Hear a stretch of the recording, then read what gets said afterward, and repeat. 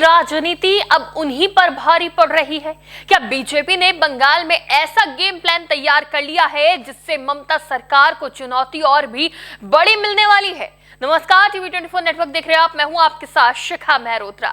पश्चिम बंगाल में चुनाव से पहले राजनीतिक माहौल गर्म हो चुका है। एक तरफ जहां मुख्यमंत्री ममता बनर्जी है जो बंगाल की पहचान और संस्कृति को बचाने की बात कर रही है, तो वहीं दूसरी तरफ बीजेपी है जो विकास और बदलाव के नाम पर जनता के बीच अपनी पकड़ मजबूत करने में जुटी है। हाल ही में पूर्वी मिदनापुर के पांशकुरा में एक रैली के दौरान ममता बनर्जी ने बड़ा बयान दिया। उन्होंने कहा कि अगर बीजेपी सत्ता में आई तो बंगाल की संस्कृति बदल जाएगी, लोगों का खान पान बदल दिया जाएगा और बंगालियत खत्म हो जाएगी। इसी बीच ममता बनर्जी ने यहां तक कह दिया कि बीजेपी की सरकार बनने पर बंगाल में यूपी मॉडल लागू किया जा सकता है और बुलडोजर की राजनीति शुरू हो सकती है। इतना ही नहीं, उन्होंने लोगों को चेतावनी देते हुए कहा कि अगर उनकी पार्टी एक भी सीट हारती है तो उस इलाके में मछली और मांस खाने पर भी असर पड़ सकता है।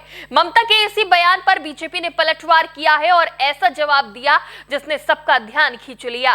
कोलकाता पोर्ट सीट से बीजेपी उम्मीदवार ने अनोखे अंदाज में प्रचार किया, जिसमें उन्होंने साफ संदेश दिया कि कोई भी बंगालियों को मछली खाने से नहीं रोक सकता। बता दें कि बंगालियों और मछली को लेकर ममता बनर्जी के बयान को झूठा साबित करने के लिए कोलकाता पोर्ट विधानसभा क्षेत्र से बीजेपी उम्मीदवार राकेश सिंह ने आज एक अनोखे तरीके से चुनाव प्रचार किया। बंगाली नए साल की सुबह राकेश सिंह ने बंगालियों का पारंपरिक धोती कुर्ता पहनकर दोनों हाथों में मछली लेकर चुनाव प्रचार किया। उन्होंने पोर्ट इलाके के लोगों को यह मैसेज दिया कि अगर बीजेपी सत्ता में आई तो मछली और मीट खाना बिल्कुल भी बंद नहीं होगा।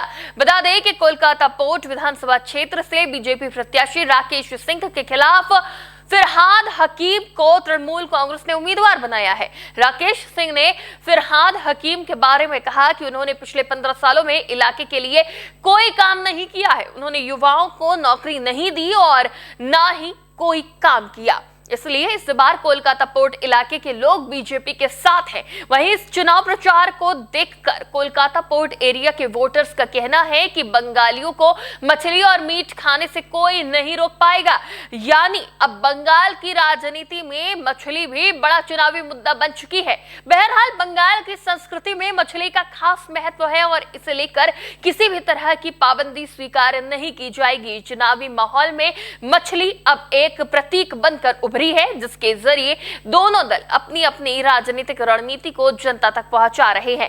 फिलहाल ये देखना दिलचस्प होगा कि ये मछली राजनीति चुनावी नतीजों पर कितना असर डालती है। इस पर आपकी क्या राय है, हमें कमेंट करके जरूर बताएं। फिलहाल के लिए इतना ही। देखते रहिए टीवी 24 नेटवर्क।